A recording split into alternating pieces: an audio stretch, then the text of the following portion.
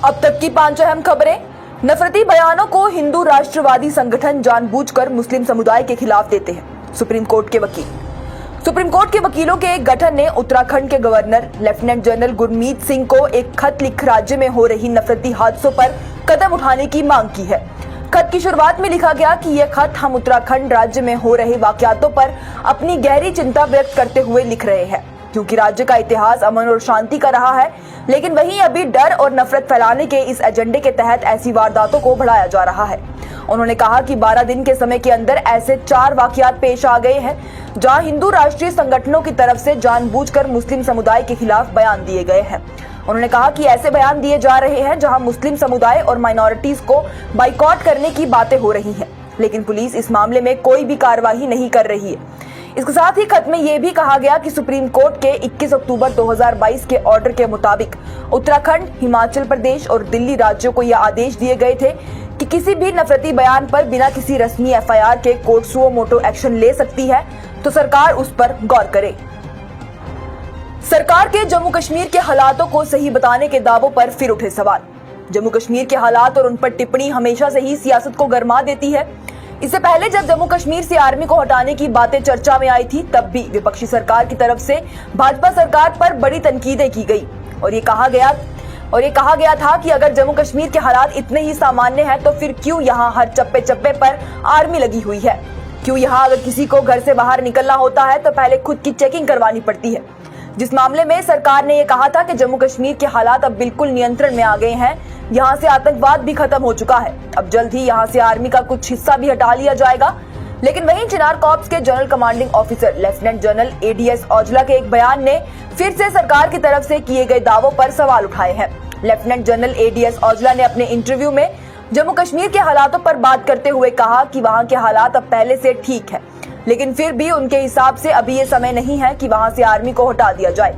उन्होंने कहा कि इंशाअल्लाह वो वक्त भी आएगा जब आर्मी को हटाया जाएगा, लेकिन अभी वो वक्त नहीं है, क्योंकि अभी भी उन्हें कुछ अच्छी चीजें देखनी है और जब भी आर्मी को हटाने का फैसला लिया जाएगा तो वो मुल्क का फैसला होगा और सही वक्त पर होगा। अमेरिकी जमीन पर राहुल गांधी के दिए गए बयानों की वजह से उन्हें एक बार फिर भाजपा ने निशाना बनाया, तो कांग्रेसियों ने सफाई देकर भाजपा को सच्चाई से रूबरू करवाया। कांग्रेस लीडर राहुल गांधी अमेरिका के दौरे पर हैं। वॉशिंगटन डीसी में आयोजित प्रेस कॉन्फ्रेंस में राहुल गांधी ने एक बयान दिया जिससे बड़ा विवाद खड़ा हो गया। राहुल गांधी से सवाल पूछा गया कि क्या वो केरला में मुस्लिम लीग के साथ सरकार बनाएंगे। इसी के जवाब में उन्होंने कहा कि मुस्लिम लीग एक सेक्युलर पार्टी है जिसमें कुछ भी गैर धर्मनिरपेक्ष नहीं है। राहुल गांधी के इस बयान के बाद भाजपा और कांग्रेस नेताओं के बीच वाकयुद्ध शुरू हो गया। बीजेपी आईटी सेल के हेड अमित मालविया ने ट्वीट कर कहा कि जिन्ना की मुस्लिम लीग, जो पार्टी धार्मिक आधार पर भारत के बंटवारे के लिए जिम्मेदार है, वो राहुल गांधी के मुताबिक सेक्युलर पार्टी है। वहीं भाजपा की इस तनकीद के बाद कांग्रेस पार्टी के मीडिया और पब्लिसिटी डिपार्टमेंट के चेयरमैन पवन खेड़ा ने जवाब देते हुए कहा कि हम इंडियन यूनियन मुस्लिम लीग के बारे में बात कर रहे थे, लेकिन प्रधानमंत्री मोदी, अमित शाह और उनकी पार्टी बस जिन्ना की ही मुस्लिम लीग समझती है और उसी की बात करती है। अगर राहुल गांधी बेरोजगार है, इसका मतलब ये नहीं कि पूरा देश बेरोजगार है। अन्नामलई। तमिलनाडु से भारतीय जनता पार्टी के चीफ के अन्नामलई ने हाल ही में कांग्रेस लीडर राहुल गांधी पर तनकीद करते हुए कहा कि अगर पूर्व सांसद राहुल गांधी बेरोजगार है, इसका मतलब ये नहीं है कि इस देश का युवा भी बेरोजगार है।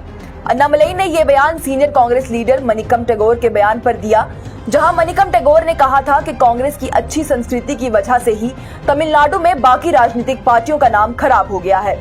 इसके साथ ही कर्नाटक चुनावों को लेकर भी सफाई देते हुए अन्नामलई ने कहा कि बीजेपी ने कर्नाटक चुनाव में भी अच्छे परिणाम लाए हैं और वो 2024 में होने वाले चुनावों में भी अच्छे ही परिणाम लाकर सरकार बनाएगी। बृजभूषण शरण सिंह और पहलवानों के बीच का नहीं थम रहा विवाद, उन पर और बढ़ते जा रहे हैं इल्जामात। बृजभूषण शरण सिंह और पहलवानों के बीच विवाद थम नहीं रहा। बृजभूषण शरण सिंह पर और नए आरोप लग रहे हैं। एक पहलवान का आरोप है कि बृजभूषण शरण सिंह हेल्थ सप्लीमेंट देने के बहाने से उनसे सेक्सुअल फेवर की मांग करते हैं। थाने में दर्ज शिकायत के मुताबिक यह आरोप तीसरे नंबर की पहलवान ने लगाया है। बाकी 2 महिला पहलवानों ने भी आरोप लगाए थे। दोनों ने यौन शोषण की कम से कम 8 कथित घटनाओं का जिक्र किया था।